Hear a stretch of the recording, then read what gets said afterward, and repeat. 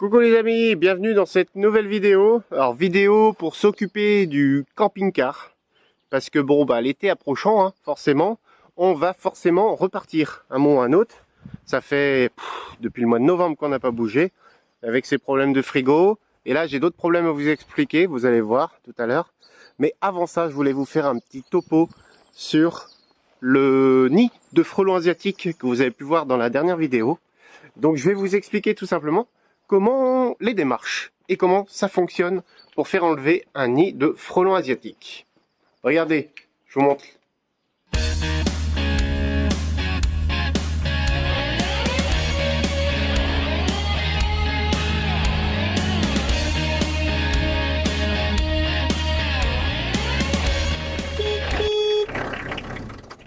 Alors, petite pause avant que la vidéo reprenne. Là, vous voyez, je suis en train de me reposer après en buvant du coca. Je viens de finir la vidéo, là je me prépare au montage. Et en fait, restez bien jusqu'à la fin surtout. Parce que certes, elle est un peu longue, mais vous allez voir, il y a une vraie surprise à la fin. C'est un truc que même moi, je m'y attendais pas. Et quand je l'ai vu tout à l'heure, j'ai fait « Ah, c'est pas vrai ». Donc, restez bien jusqu'à la fin. Vous allez voir, cette fois-ci, ça vaut vraiment le coup. Allez, on reprend la vidéo. Voici la bête. Petit nid de frelons asiatique, donc là, je sais pas si vous voyez avec la caméra, mais ça fait à peu près la balle, une balle de tennis, quoi. Format balle de tennis. Là, je peux rentrer tranquillement parce que j'ai vu le frelon repartir. Pour l'instant, il y en a qu'un à traîner autour. Alors, le frelon, je l'ai vu repartir là-haut, sous les tôles alvéolées, comme vous pouvez voir ici. Vous voyez, j'ai mis de la mousse expansive. Par contre, dans le fond là-bas, j'ai pas fini. Et du coup, il rentre par la troisième alvéole là-bas, en fait. J'ai pas géré, j'ai pas assez comblé là-bas. Donc oui, c'est un peu crade pour l'instant la mousse expansive, j'ai pas pris le temps de couper parce que justement avec les frelons. Ici j'avais fini et j'en ai remis encore par la suite parce que vraiment pour combler, mettre vraiment la pièce hors d'eau, hors d'air. Donc après je vais tout recouper au cutter ou à la scie. D'ailleurs dites-moi vous quoi vous coupez la mousse expansive quand vous en mettez. Là j'ai bien chargé quand même, mais en même temps j'avais des trous et donc là au moins j'ai bien chargé. J'en ai remis aussi le long ici à monter, comme ça ça bouche un petit peu les trous. Après, bon, le plus gros, c'est surtout pour éviter les gros insectes. Après, là, j'ai encore enlevé un petit nid d'abeilles l'autre jour qui était entré en formation sur le plafond. Voilà. Le but, c'est voilà, qu'on ne se retrouve pas avec un nid d'abeilles ou un essaim ou un nid de frelons asiatiques aussi. Donc voilà. Donc les démarches pour enlever ces fameux nids de frelons asiatiques. Donc déjà, en fait, moi, c'est des gens de la commune qui viennent et qui sont venus pour inspecter le nid. Donc il a regardé en dessous, il a vu qu'il y avait un trou en dessous, la forme correspondait bien. Donc c'est vraiment un nid de frelons asiatique. Donc comme vous pouvez le voir, il est encore en construction. On voit la partie du dessus qui est encore en train d'être fait. Il est en train de grossir tranquillement. Donc c'est un nid primaire ça en fait. Donc le nid primaire en fait c'est la reine qui vient s'installer et elle fait un petit nid. Et à la fin du printemps, je crois que j'ai vu sur internet, à la fin du printemps, elle repart pour faire un nid plus gros, mais beaucoup plus haut, dans un arbre qui pourrait se retrouver forcément dans un de nos arbres ici. Donc ça, c'est un peu la même merde. On n'a pas envie d'avoir un nid de frelons asiatique là-haut, parce que là, ça va être le bordel pour l'avoir. Celui-là, il est encore accessible. Donc voilà, donc la mairie va contacter une entreprise spécialisée qui va venir faire ça.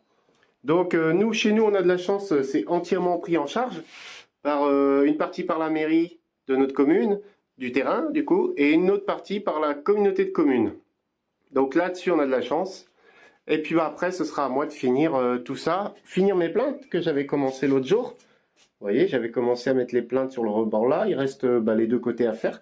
Parce que là, j'avais mis... Bon, voilà, c'est pas du excessivement propre, nickel. Après, je pense que voilà, nous, on repartira sur une belle peinture blanche sur tous les pourtours, histoire de bien finir ça. Et après, le reste, les murs, on ne sait pas pour l'instant ce qu'on en fera. Mais c'est surtout, voilà, on fera nos toilettes sèches ici, si j'arrive à dézoomer.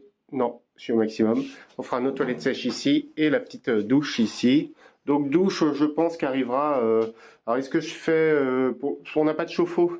Alors je pense qu'on fera surtout un jet d'eau qui arrivera de là-haut, du coin là-haut, qui arrivera ici avec une paume de douche, genre jet d'eau, quoi. Genre tuyau d'arrosage.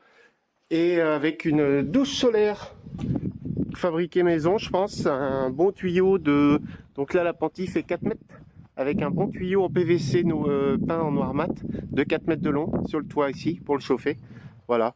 Comme Mario le Trotteur en fait une vidéo là-dessus, si vous voulez aller la voir, n'hésitez pas. Et j'essaierai de vous mettre le lien dans la description. Donc voilà, donc je pense qu'on va faire ça. Ça fera un petit tuyau d'arrosage qui pendra ici jusqu'à là-bas pour avoir le tuyau d'eau qui arrive. Parce que bon, pour l'instant on n'a pas de chauffe-eau et puis bon, le budget travaux commence à disparaître un petit peu. Voilà. Mais pour aujourd'hui, c'est surtout s'occuper du camping-car. Parce que là, je peux vous dire, vous allez pleurer. Voilà. Déjà la peinture extérieure, c'est une ruine. Il dort dehors du coup parce qu'on n'est pas encore dans le hangar. Pour ceux qui suivent, il y a ma Passat qui est en restauration. Déjà je voudrais la remonter pour la ressortir, comme ça je pourrais rentrer le camping-car pour faire des travaux aussi. Et là bientôt, justement là bientôt, petit carport. Donc un peu plus loin, je pense 4 mètres de long, ça va être jusque par là à peu près. Petit carport qui est en commande. Donc faut que je lisse le terrain, j'ai déjà commencé. Mais faut que je trouve, faut que je lisse mieux le terrain, faut que je trouve quelque chose pour mieux lisser. Donc voilà, l'état du camping-car, c'est... Franchement, on est dégoûté. La peinture, c'est n'importe quoi. Ça va être refait, je pense, vite fait. Ça se défait partout, vous voyez, ça cloque. C'est comme s'ils avaient fait une première couche.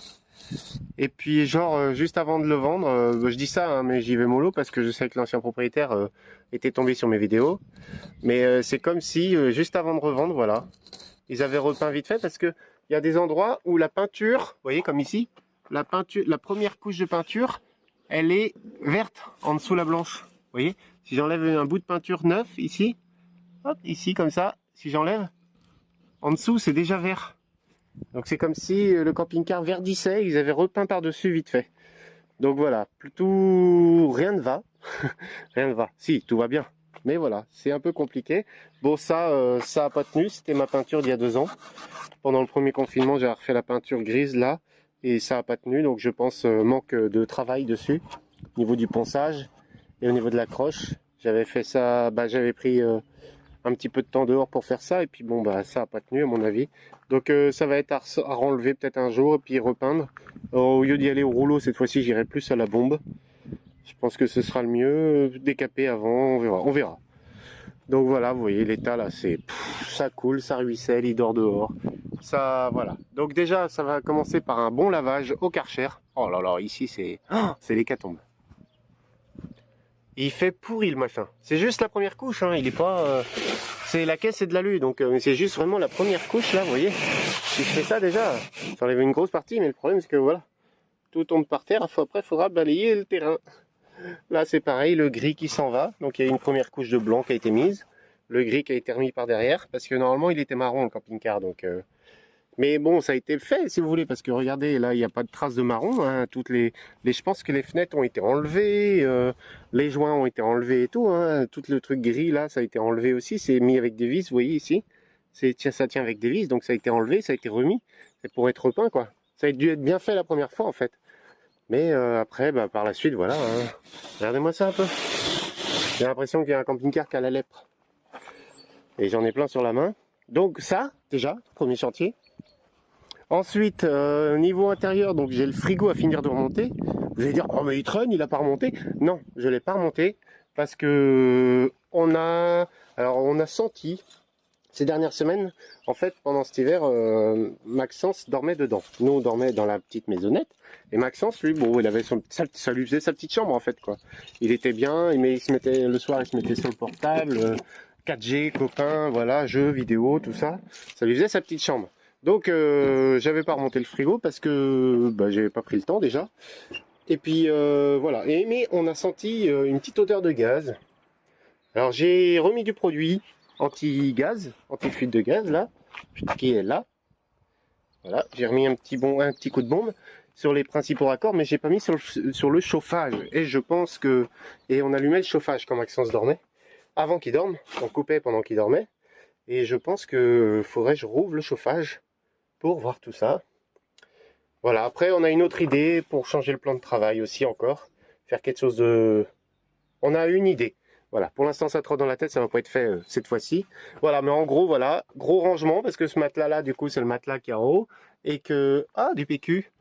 Et en fait, faut que je le remette là-haut, tout simplement, parce qu'on va repartir, normalement, on a réservé une semaine à, j'allais dire à Pornichet, non, une semaine à Quiberon, au mois de juillet avec Maxence, parce qu'on a le petit au mois de juillet, une semaine en camping à Quiberon, et après on part tous les deux, comme vous avez pu voir sur l'autre vidéo. Excusez-moi, j'enlève ma mousse expansive en même temps, qui traîne un peu partout.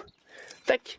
Et après on part 3 semaines, 15 jours, 3 semaines, je pense au mois d'août, tous les deux, direction la Hollande, les Pays-Bas. On va aller voir, faire un petit tour par là-bas. J'ai fait une vidéo là-dessus, n'hésitez pas à aller la voir. Je vais vous la mettre en fiche dans le coin en haut et puis dans la description.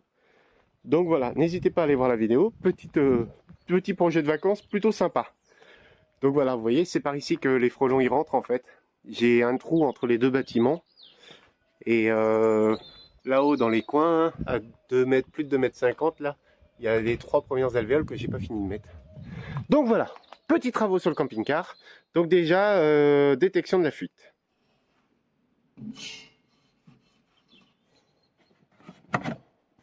Bon déjà niveau chauffage, comme vous pouvez le voir, hein, c'est poussiéreux. Pourtant j'avais tout nettoyé il y a quoi? J'avais repeint le radiateur, je crois il y a un an, un peu plus d'un an. Ah non, peut-être le confinement aussi. Donc là c'est très poussiéreux.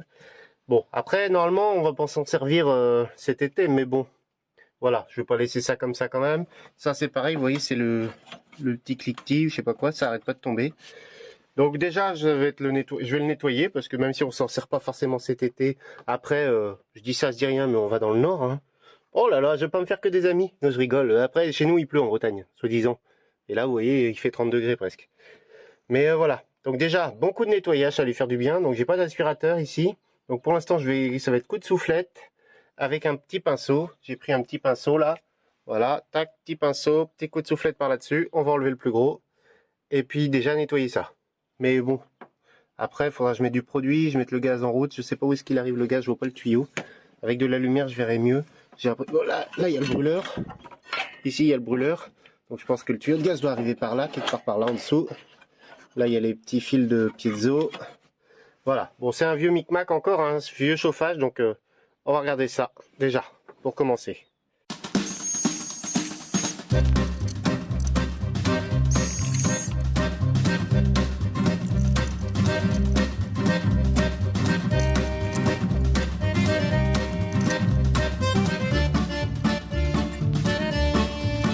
Donc maintenant on va passer un petit essai, voir s'il y a une fuite quelque part ou autre. On va essayer ça.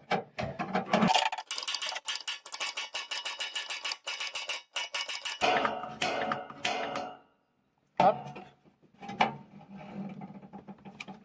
Voilà, vous voyez, il est allumé, là on voit la flamme. A priori, il n'y a rien qui a l'air de déconner. Je vais allumer la ventilation.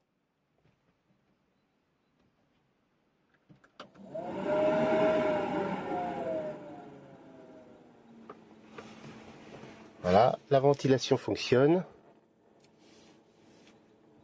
Il n'y a pas l'air d'avoir de problème. La flamme a l'air de bien fonctionner. Petite flamme bleu-orange. Dites-moi vous si vous voyez quelque chose qui dysfonctionne. Mais a priori, il m'a l'air de bien fonctionner. On va attendre un peu que ça chauffe. Donc du coup, je vois pas à quoi ça sert cette pièce-là. S'il y en a qui ont une idée, faudrait que je regarde sur internet. Parce que je pensais que c'était un genre de piezo, mais non, le piezo du coup, c'est le fil rouge qui se trouve ici. C'est ce fil rouge là, le piezo. Après, c'est pas nettoyé nickel, donc dans l'idéal, bon, c'est pareil, hein, faudrait que ce soit démonté. Vous voyez, apparemment, il y a 3 vis, 2 là, puis une à l'autre bout. Une à l'autre bout, donc a priori, il y a que 3 vis. Après, il y a l'arrivée de gaz à démonter que j'ai pas trouvé. Mais voilà, bon. En tout cas, ça a l'air de fonctionner. Au niveau fuite de gaz, je sais pas ce qu'il pourrait y avoir ici, parce que je vois pas le tuyau déjà, donc... Après, on voit le trou, vous voyez. Si on regarde dans le trou ici, on a un petit trou ici, on voit la lumière du jour. Donc c'est que ça donne en bas, par terre. Voilà. Donc ça, c'est le fonctionnement du piezo. Avec ici la manivelle qu'on tourne, du coup. Je pensais que c'était le brûleur, mais non, en fait, c'est juste le trou de la manivelle. Voilà. Ici, donc il y a cette pièce-là. Ça ressemble un peu à... Comment on appelle ça? Il y a pareil sur le frigo, là, le truc, en fait, si la flamme s'éteint, il Ou alors, ah non, ou alors si c'est pour quand on met en automatique, il régule la température. Ça doit être un truc de température et il doit réguler la chaleur quand on met en automatique.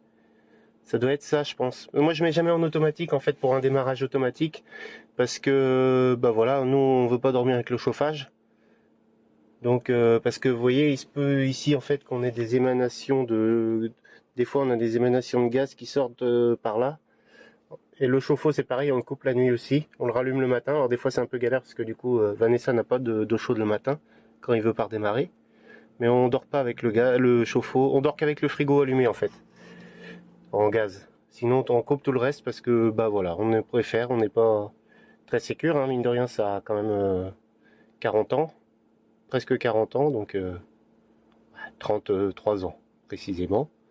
Bon, en tout cas là ça a l'air de fonctionner, la flamme est orange, ça a l'air de bien brûler, bon, à voir. Bon, en tout cas cet été on va pas s'en servir. Je remonte tout ça et on passe à autre chose.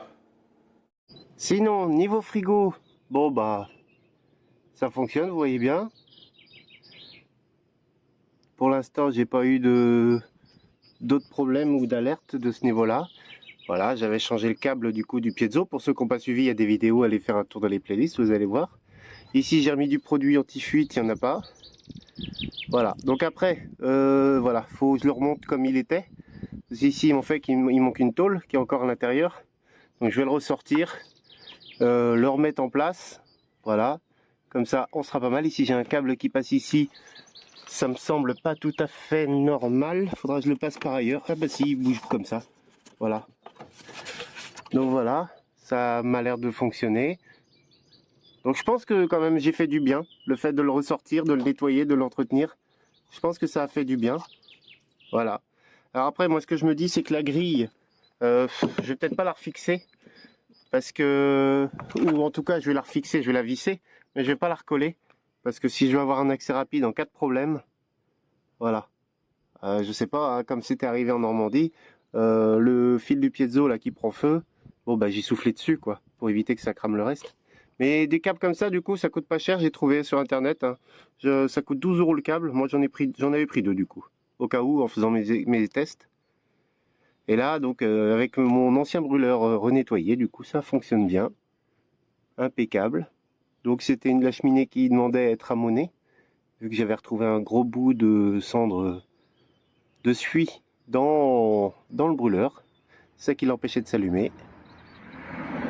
Donc a priori, c'est pas mal niveau frigo. Maintenant, faut le ressortir et le remonter entièrement comme il était. Voilà, c'est mieux comme ça. J'ai remonté la petite plaque qui va autour du brûleur du coup, qui sert de pare-vent je suppose. J'ai rebranché, j'ai repassé tous mes câbles dans les petites gaines comme ça qu'il y avait, même si elles sont un peu terribles, mais bon, j'ai que ça. En haut, pareil, j'ai tout repassé la gaine dedans, j'ai tout bien repassé comme il fallait. Le petit fil du piezo, alors on m'avait dit de ne pas l'enrouler, surtout parce que moi je l'avais enroulé au-dessus du frigo au début. Et on m'a dit surtout ne l'enroule pas, bah oui c'est vrai que c'est de l'électricité, il faut pas l'enrouler. Donc ce qui s'est passé c'est que je l'ai pas enroulé, je l'ai accroché là-bas, avec il y a un petit riseau orange que vous voyez là-bas au loin. Je l'ai accroché là-bas, comme ça il n'est pas enroulé. Le tuyau de gaz ici, j'ai vérifié, il n'y a pas de fuite. J'ai mis du produit, donc c'est impeccable. Voilà, j'ai tout repassé, j'ai remis la gaine ici, mais celui-là il ferme pas, il est cassé à moitié. Bon, faudra que j'en achète un autre. Et voilà, il me reste plus que la grille là à remettre. Alors je l'ai pas encore mise, je vais la remettre, mais je vais retourner acheter des vis parce que là, toutes les vis qui me restent là, voilà. Ça c'est les anciennes vis. Vous voyez, elles sont dans un état, elles ont été peintes, elles ont été forcées. Bon, je les ai démontées plusieurs fois aussi. Vous voyez la tête de vis là, elle est baisée. Voilà, donc j'irai pour les grilles dehors, j'irai chercher les vis inox. Comme ça, pas de rouille, impeccable. Et puis voilà, puis il faut que je trouve des vis, faut que j'aille acheter d'autres vis pour... j'avais une grille ici qui a été rajoutée à l'époque. Je sais pas par qui, mais voilà. Et il faut que j'aille chercher des vis parce que j'ai pas envie de percer le frigo. Donc il me faut des vis de 15 ou 16. J'irai chercher ça. Donc voilà, en tout cas le frigo fonctionne, le chauffage fonctionne. Il reste plus que la gazinière à vérifier, mais ça, c'est pas grand chose. Après, bah maintenant, alors là du coup j'en avais profité. Parce que vu que j'avais fait péter les plombs du camping-car, donc j'en ai profité pour enlever les fusibles, que du coup je vais pouvoir remettre. parce que j'ai changé 2 fois de fusible il n'y a pas si longtemps que ça. C'est celui-là surtout. Tac. Et voilà. Comme ça, ça va bien fonctionner. Nickel. Parce qu'à force de toucher au fil, oui, bah du coup, moi je débranchais pas les batteries, mais bon, ça faisait péter les plombs. Donc voilà, tout me semble bien. Ça me semble pas mal. Au niveau fuite de gaz, j'ai rien trouvé. Donc à voir à l'avenir, quand on partira en vadrouille, on fera attention à ça. Bon, normalement, le chauffage d'ici cet hiver, on n'en a pas besoin. Et puis bah maintenant, il va falloir passer à la partie peinture. Et puis je vais sûrement aussi avoir un peu de boulot partie mécanique. Déjà faire une bonne vidange. Alors avant, je l'ai emmené au garage. Est-ce que je vais le faire moi-même là? Je pense. Je pense que j'ai les outils, j'ai tout ce qu'il faut pour le faire moi-même. Là, vous voyez, j'ai des cylindres blocs, ils sont fatigués. Faut que je trouve ce qu'il faut. J'avais trouvé ce qu'il fallait à un moment donné. Donc voilà, j'ai peut-être les cylindres blocs de la barre stable ici aussi à changer. Et je pense qu'ils sont peut-être un peu fatigués. De toute façon, ce serait bien de tout changer. Les cylindres blocs les rotules de direction là, de triangle et de direction à voir aussi. Ouais, je vérifie tout ça en fait. Faudrait que je le lève, mais j'ai que le cric du camion. Faudrait vraiment que j'achète un cric poids lourd. Bon, extérieur maintenant. Donc pour l'extérieur, du coup, j'ai trouvé chez Lidl un produit, un nettoyant mousse de nettoyage concentré. Voilà. Je pense que on va voir si ça fait l'affaire. J'espère que ça va marcher dans le Karcher, parce que le Karcher il a pas eu beaucoup de produits et le bidon de produits est cassé. Donc je sais pas comment que ça marche en plus trop. C'est pas le mien à la base. Donc je vais essayer ça. Et puis on va lui mettre un bon coup de propre parce qu'il y a besoin là. Et voir les dégâts après au niveau peinture. On y verra mieux avec un bon coup de Karcher, je pense.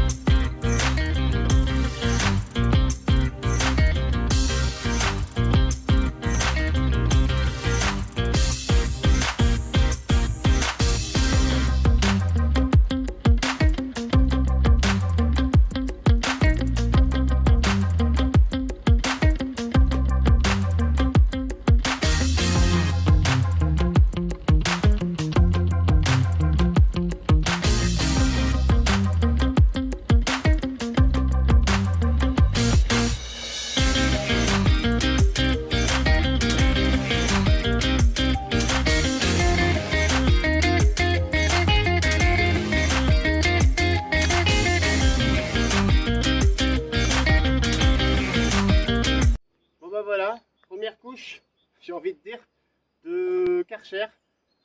Gros décapage en fait. Là je suis parti à fond. Je dis quitte à ce que la peinture elle veut sauter, bah elle va sauter mais pour une bonne raison. Bah là je peux vous dire qu'elle a sauté la peinture. Et j'ai des surprises à vous montrer. Je vous reprends en main et on regarde ça. Donc voilà, tout simplement, la zone, je vais vous montrer, bah ça a décapé partout quoi. Vous voyez, ça a fait sauter partout la peinture. Alors moi j'aime bien quand j'ai lavé comme ça, faire un petit tour à l'intérieur. Comme ça je regarde où est-ce qu'il y a de l'eau. Déjà le plafond parce que j'ai nettoyé à grands coups d'eau, mais le plafond je referai. Bon là il n'y a rien, a priori, il n'y a pas d'eau dedans. Peut-être côté conducteur, passager avec les fenêtres, même pas, ça a l'air d'aller. Bon, impeccable. Ouais, le toit je le referai plus tard parce que je préfère y aller à la brosse et puis avec tous les fils et tout ce qu'il y a dessus, j'ai pas envie d'avoir de problème d'étanchéité. Donc voilà, tout simplement. Alors ici, j'ai du rouge qui apparaît.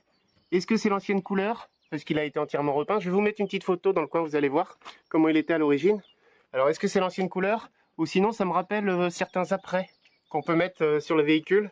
J'ai déjà vu des apprêts rouges comme ça, ou des phosphatants, ou je sais plus comment on appelle ça. J'avais déjà vu des produits comme ça. Là, bah oui, le store, je vais avoir un bon coup à remettre dessus aussi. Donc voilà, j'ai la peinture à sauter. Alors moi qui voulais mettre du décapant, j'avais mis du décapant dans ce coin-là. Je m'étais dit, bon bah comme ça au moins ça va décaper. Mais en fait le décapant il n'a rien fait à part ramollir la peinture. Mais vous voyez, la zone on ne la voit pas plus qu'ailleurs. Ça s'enlève encore en plus. Donc voilà. Alors moi j'ai une technique que je vous ferai part dans une autre vidéo. Comme ça vous serez obligé de revenir voir. J'ai une technique pour plus que ça se voit. Vous verrez bien. Mais voilà. J'ai une petite technique, donc le blanc ça m'inquiète pas trop. Ça va redevenir blanc, voilà, c'est pas trop ça le problème, en fait. Ce qui m'embête déjà plus, c'est le gris, parce que bon, bah, le gris il saute aussi, du coup.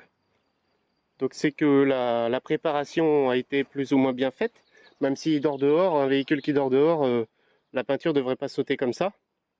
Donc voilà, en plus vous pouvez lire mon immatriculation, si vous voulez copier la plaque, mettez-la sur internet. Mais, oh là là, ça ruisselle ici. Il y a déjà un petit ruisseau. C'est que je dois pas être de niveau. Donc voilà, donc les contours de fenêtre pareil, hein, vous voyez, c'était gris. Non, c'était blanc. Celle-là était blanche d'ailleurs, je sais pas pourquoi. Ouais, celle-là était blanche, il y a le gris qui réapparaît. Je sais même plus là c'est quelle couleur qu'il y avait en fait. Si celle-là était blanche, voilà. Et le gris réapparaît, voilà, c'est ça. Bon, les carreaux vont être à laver du coup, mais je referai tout au jet d'eau simplement pour voilà, pour enlever le plus gros de la peinture, parce que comme vous pouvez le voir du coup, je suis bon pour revenir demain pour nettoyer toute ma cour. Les pauvres sapins, bah, ils ont pris cher aussi. Donc voilà, mais bah, donc ici, vous voyez encore du rouge et du noir au-dessus. Alors là, je suis en train de me poser une question et j'ai peut-être un petit élément de réponse. Voilà, encore du rouge. J'ai un petit élément de réponse à vous montrer, vous voyez, du rouge, du noir au-dessus. Voilà, mon coffre à gaz. La couleur d'origine réapparaît. Couleur d'origine, un trait marron, un trait orange, un trait marron, un trait orange, camping-car beige. Pareil en bas, vous voyez. Toute la couleur d'origine réapparaît. Donc là, clairement, la préparation au moins du coffre de gaz a été mal faite. Là, pareil, j'ai du noir qui réapparaît.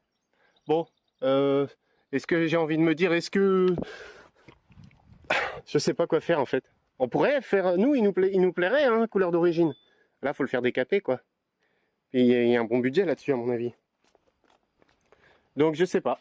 Si vous connaissez quelqu'un qui fait du décapage ou de l'aérogommage, s'il peut nous aiguiller... Là, vous voyez, bah, le rétroviseur, pareil, la peinture, elle s'en va carrément. C'est un truc qu'on a lu. Alors ça, c'est pareil. Apparemment, c'est pas les rétroviseurs d'origine. On m'a dit ça dès le début, après que je l'ai acheté. Un gars, il s'y connaît en Renault Trafic. Il me dit, oh, c'est pas un rétroviseur d'origine, ça. Ah, je dis, oh, bon, merde. Voilà, donc il y a eu beaucoup de choses de faites dessus. Et pas que des bonnes. Donc, ma petite astuce, bah, je vous la dirai dans une prochaine vidéo. Je pense que sur cette vidéo-là, je vais en rester là. Mais vous inquiétez pas. J'y reviens très vite. En attendant, ben moi, j'ai du boulot. Hein. Putain, les traces partout, quoi. J'ai toute la cour à nettoyer demain, tout le Karcher à nettoyer, tout à nettoyer. C'est super. Alouette. Donc voilà, comme vous pouvez voir, que de bonnes nouvelles sur ce camping-car. Vraiment content. Ça se voit à ma tête. Non mais voilà, bon bah, de toute façon, hein, voilà, il a 30 ans, il a une histoire, on a fait des travaux dessus. Moi aussi j'ai fait des travaux dessus, hein, ça se trouve il y a des choses que j'ai faites qui plairaient pas à un autre. Hein. Bon voilà, en tout cas il y a du boulot.